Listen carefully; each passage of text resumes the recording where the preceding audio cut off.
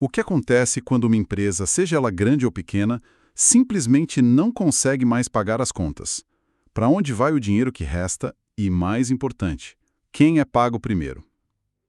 Boas-vindas a mais uma análise. Hoje a gente vai mergulhar no mundo bem complexo do direito falimentar brasileiro, mas com um foco muito específico: a jornada do credor.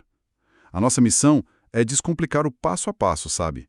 Desde o momento em que se descobre que uma empresa deve dinheiro até a classificação final numa fila de pagamentos que pode ser bem longa. E a gente vai decifrar uns termos que assustam um pouco, né? Tipo habilitação, impugnação, crédito retardatário. Exato. E para guiar a nossa conversa, a gente está se baseando num texto acadêmico bem denso sobre a Lei de Recuperação Judicial e Falências. É de autoria de Eduardo Zafari e tem o apoio de juristas como Gladstone Mamed e o Pedro Lenza. Ok, vamos organizar o cenário então. A lei existe porque, na insolvência, o patrimônio do devedor, simplesmente não cobre todas as dívidas. Uhum. Se fosse uma corrida de quem cobra primeiro leva tudo, seria um caos. O credor mais forte ou mais rápido levaria tudo e os outros ficariam a ver navios. Seria a lei da selva, né? Exatamente. Para evitar essa desordem, a lei cria o que se chama de juízo universal. É uma ideia poderosa, na verdade. Juízo universal. Isso. Um único processo, um único juiz para concentrar todos os ativos e passivos da empresa em crise. É como se todos os credores fossem chamados para a mesma sala de reunião para resolver o problema juntos. E o nome desse sistema organizado é concurso de credores. Certo, o concurso de credores. Mas, como isso começa na prática? Eu imagino que não é só aparecer e dizer, ei, me devem dinheiro. Não mesmo. A partir da decisão do juiz que decreta a falência ou que aceita o processamento da recuperação judicial, surge uma figura central. O administrador judicial. Ele mesmo. É importante dizer, ele não é um gestor da empresa, tá? Ele é um auxiliar do juiz, um organizador desse caos. E a primeira grande tarefa dele é publicar um edital com uma relação inicial de credores. Uma primeira lista, mas baseada em quê? Nos livros da própria empresa devedora. Exato. Honestamente, qual a chance dessa lista, vinda de uma contabilidade, que provavelmente está uma bagunça, vir cheia de erros ou até omissões? A chance é altíssima. E é exatamente por isso que a lei cria um momento para os credores levantarem a mão. A partir da publicação desse edital, abre-se um prazo de 15 dias. 15 dias. É a janela de oportunidade. Perfeito. Se um credor olha a lista e o nome dele não está lá, ele precisa apresentar ao administrador judicial o que a lei chama de habilitação de crédito. E se o nome está na lista, mas, sei lá, o valor está errado? A dívida era de 100 mil e só constam 50 mil. Nesse caso, ele apresenta uma divergência, aponta o erro no valor ou talvez na classificação da dívida. O importante aqui é que nessa fase, a conversa é toda com o administrador judicial. Não é com o juiz. Que comprovem a dívida, a sua origem, o valor correto. Como diz o jurista Pedro Lenza, essa etapa funciona como uma verdadeira peneira. Uma peneira, gostei. Para definir quem realmente tem direito a um lugar na fila. Isso. E depois que essa peneira passa e o administrador recebe todas as habilitações e divergências, o que acontece? Ele publica uma nova lista. Exato. Ele tem 45 dias para analisar tudo o que recebeu, consolidar as informações e publicar uma segunda relação de credores. Essa já é bem mais precisa, sabe? Mais próxima da realidade. Então essa é a lista final, o problema é resolvido. Aí é que a coisa fica interessante. Ainda não, porque agora a disputa pode subir de nível. Como assim? Agora ela pode ir para o judiciário e se alguém, seja um outro credor, o próprio devedor ou até o Ministério Público, olhar para essa segunda lista e ainda discordar de alguma coisa... Então, para ficar claro, a divergência que a gente falou antes é como uma reclamação num balcão de atendimento do administrador judicial. Isso, é uma conversa administrativa. E agora? O que acontece agora? Agora a conversa muda. Agora é hora da impugnação de crédito. Impugnação. A impugnação é quando você efetivamente abre um processo judicial, um incidente processual, e chama o juiz para resolver a briga. abre-se um novo prazo de 10 dias após a publicação da segunda lista para isso. E o que pode ser contestado nessa impugnação?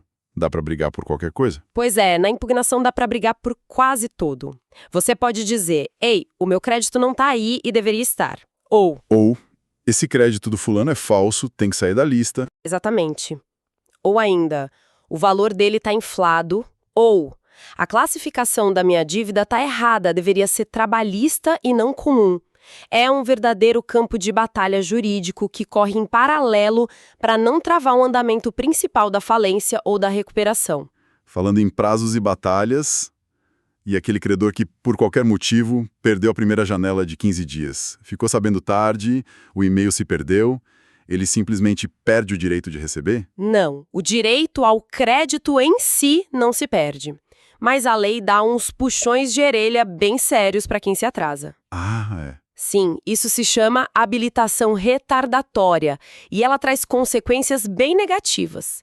A primeira, e talvez a mais impactante na recuperação judicial, é que o credor atrasado perde a voz. Perde a voz? Como assim? Ele não pode votar na Assembleia Geral de Credores, aquela que vai aprovar ou rejeitar o plano de recuperação da empresa. Nossa. Ele simplesmente tem que aceitar o que a maioria dos credores pontuais decidiu. É uma penalidade dura, porque ele perde a chance de influenciar o destino do próprio crédito. A única exceção importante é para os créditos trabalhistas, que, pela sua natureza alimentar, mantêm o direito de voto mesmo chegando atrasados. Entendi. Perde o poder de decisão. E quais são os outros puxões de orelha? O segundo é um golpe direto no bolso. O credor retardatário não participa dos pagamentos, dos rateios, que já foram feitos antes da sua habilitação. Pode dar um exemplo prático? Claro! Imagine que a massa falida já conseguiu vender um imóvel e o administrador judicial distribuiu, digamos, 10% do valor da dívida para todos os credores daquela classe. Certo. Se um credor se habilita só depois disso, ele perdeu o direito a receber esses 10%. É como chegar atrasado num rodízio de pizza. Você não pode reclamar que perdeu os primeiros sabores que já passaram. Perfeito, só vai pegar dali para frente. Se demorar muito, pode ser que no final não tenha sobrado mais nada. A analogia do rodízio é ótima. Chegou tarde, perdeu os primeiros pedaços. E tem mais alguma consequência? Sim. A terceira é o custo. A habilitação feita no prazo é um procedimento administrativo, sem custas judiciais. Ah, não paga nada. Exato. Já a retardatária, na falência, é um processo judicial.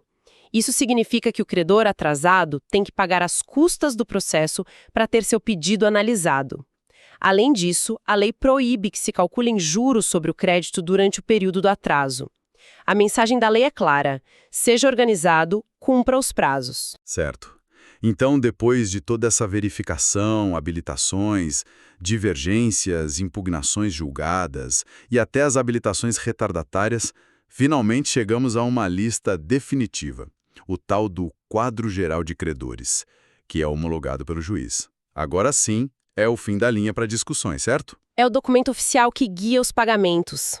Mas a lei é quase paranoica com a possibilidade de fraudes, sabe? Mesmo depois de tudo isso, ela ainda prevê uma última e extraordinária porta para correções: a ação revisional. Peraí. De novo. Sim. Se for descoberta uma falsidade, dolo, simulação ou um erro muito grave, é possível pedir para excluir, alterar ou reclassificar um crédito até o encerramento total do processo. Mas isso não cria uma insegurança jurídica gigantesca? Como funciona essa revisão? Aqui a complexidade aumenta. Se o crédito simplesmente entrou na lista e ninguém contestou, a revisão é feita por uma ação comum. Mas, se um juiz já bateu o martelo sobre aquele crédito numa disputa anterior, numa impugnação, por exemplo... Aí a coisa muda de figura. Totalmente. Essa decisão cria o que o direito chama de coisa julgada, que é como um selo de assunto encerrado, decidido em definitivo. E como se quebra esse selo? Para quebrar esse selo, não basta uma ação comum. É preciso uma ferramenta jurídica muito mais pesada e rara, a ação rescisória. É quase como pedir para o sistema judiciário admitir que cometeu um erro gravíssimo em sua decisão. É um caminho muito mais difícil. Entendido. Agora, a pergunta de $1 milhão. Com essa lista final em mãos, o quadro geral de credores, como a fila do pagamento é organizada? O dinheiro é dividido um pouquinho para cada um ou existe uma hierarquia? Existe uma hierarquia muito clara e rígida definida no artigo 83 da lei. Aquele princípio antigo da par conditio creditorum, a ideia de que todos os credores são iguais, evoluiu.